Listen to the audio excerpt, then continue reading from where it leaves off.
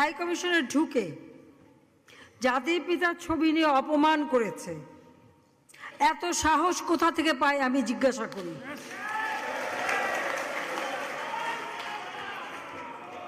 আমি জানি না আমাদের হাই কমিশনে এখন কারা বসেছিল এবং তারা সেখানে কিছুই করতে পারলো না কেন, সেটাও বড় প্রশ্ন। আর আমি আমার প্রবাসী যারা বাঙালি, না আমার প্রবাসী বাঙালিদেরও আমি বলবো যে যারা এই ঘটনাগুলি ঘটিয়েছে তারা চলাফেরা করে না, তাদের দেখেন না। যে হাত দিয়ে জাতির পিতার ওই ছবি নিয়ে তারা ভেঙেছে, তাদের যা উপযুক্ত করা উচিত সেটা করতে হবে।